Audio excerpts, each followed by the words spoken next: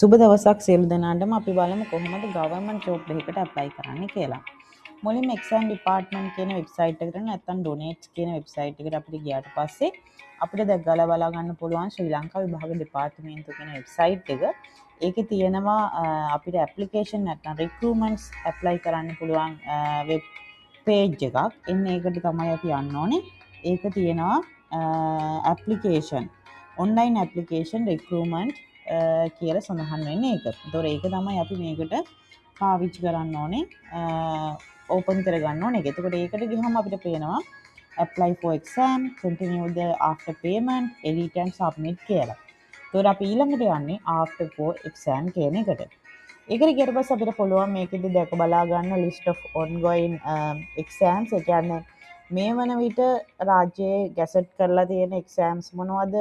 එන්නේ දේවල් තමයි ongoing exam කියන්නේ. එතකොට ඒකෙදි විවිධ ආයතන විසින් අධ්‍යාපන අමාත්‍යාංශ වෙන්න පුළුවන්. එතකොට වාරි මාර්ග දෙපාර්තමේන්තුව මේ වගේ ආයතන වලින් පවත්වන රජයේ විභාග සම්බන්ධයෙන් මේකේ සඳහන් වෙනවා. එතකොට මේ පිළිබඳ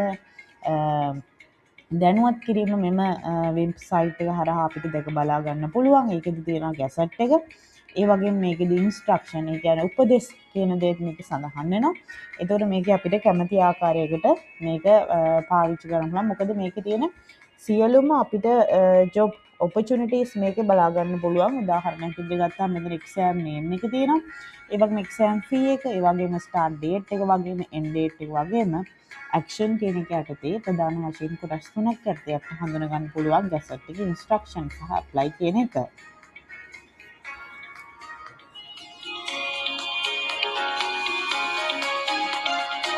එතකොට ඔයාලට පේනවා මේකේ මම දැනට මේක 2026 මැයි මාසේ ජූලි මාසේ තමයි මේක බලන්නේ. එතකොට ඔයාලට පේනවා ජොබ්ස් කිහිපයක් ගැසට් වෙලා තියෙනවා. එතකොට මේකෙදි ලිමිටඩ් සහ ඕපන්, ඒ කියන්නේ රජයේ අයට වගේම ගවර්න්මන්ට් සෙක්ටර් එකේ වැඩ කරන අයටත් මේකෙදි ඇප්ලයි කරන්න පුළුවන්. ඒ වගේම ප්‍රයිවට් අංශයේ වැඩ කරන අයටත් මේකෙදි සම්බන්ධ වෙනකොට එයාලට තමයි ඕපන් එක්සෑම් එක තියෙන්නේ. ඒ වගේම ගවර්න්මන්ට් අයට පුළුවන් ලිමිටඩ් එක්සෑම් සඳහා ඇප්ලයි කරන්න.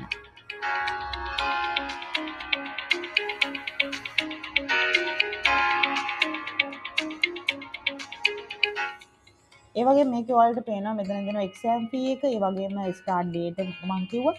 අපි බලමු මේකේ එකක් අපි ක්ලික් කරලා බලමු කොහොමද මේකේ මේ amount එක මේ දේවල් මේ සඳහන් වෙනවා.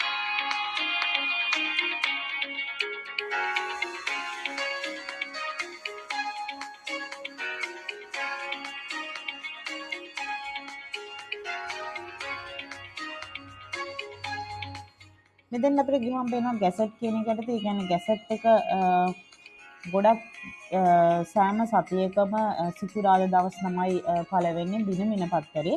එතකොට මේ තියෙන්නේ ගැසට් එක මෙම වෙබ්සයිට් එකේදී අන්තර්ගත කරලා තියෙනවා. ඔයාලට පේනවා. එතකොට ඒකේ මෙතන උදාහරණයක් ගත්තොත් ක්‍රම සම්පාදන සේවයට බඳවා ගැනීම සම්බන්ධ විස්තර තමයි මේක සඳහන් වෙන්නේ. එතකොට මේ සම්බන්ධ වූ සියලුම විස්තර මෙම ගැසට් කියන එක හරහා ගියහම අපිට ලබා ගන්න පුළුවන්.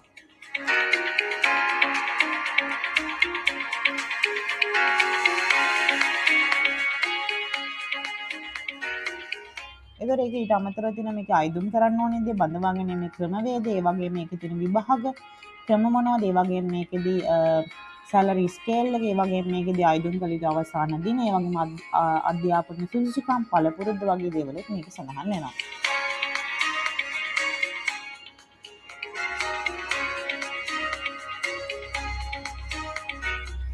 ඉතින් අපිට ඉතාම පහසුවෙන් මේක දැක ගලා ගන්න පුළුවන් මේ තියෙන සියලුම විස්තර මේකේ අන්තර්ගත වන නිසා.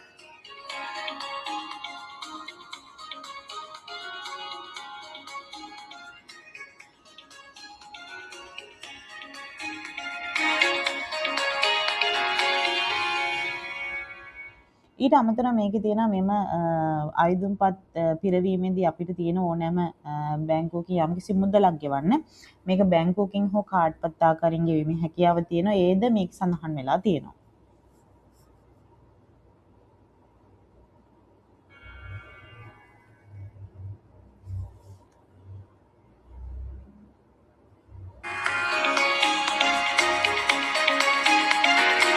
ඒ කියන්නේ ඔන්ලයින් අයදුම්පත සම්පූර්ණ කිරීමේදී මේක සම්පූර්ණ කරන්න තියෙන ඒකේ ජාතික හැඳුනුම්පත ඒ වගේම වළංගු විදේශ ගමන් පත්‍ර බලපත්‍රය වගේම රියදුරු බලපත්‍රය වගේ දේවල් මේකෙදි පාවිච්චි කරන්න පුළුවන් කියන දේත් සඳහන් වෙනවා. මේකෙදී ලකුණු දෙන ක්‍රමවේදය මේක සෙට් එකේ අන්තර්ගතයි.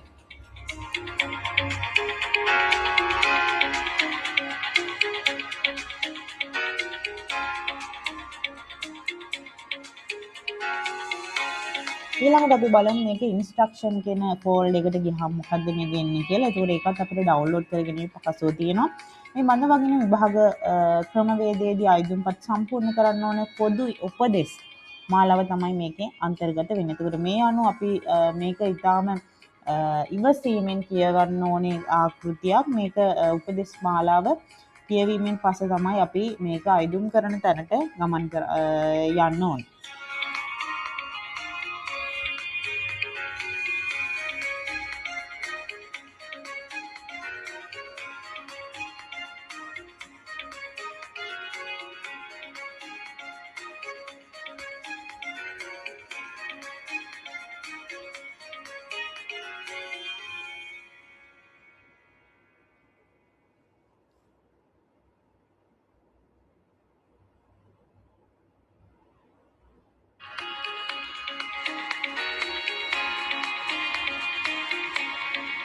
තවද මේක සඳහන් වෙනවා කොහොමද ඔයාලා මුදල් ගෙවීම කරන්න ඕනේ, ඒ වගේම ඇප්ලිකේෂන් එක සබ්මිට් කරන්න ඕනේ කොහොමද කියන දේත් සඳහන් වෙනවා. සබ්මිට් කරාට පස්සේ මුදල් ගෙවුවට පස්සේ කොහොමද ඇප්ලිකේෂන් එක ඔයාගේ මේල් එකට ගෙන ගන්න කියන දේත් මේක සඳහන් වෙනවා.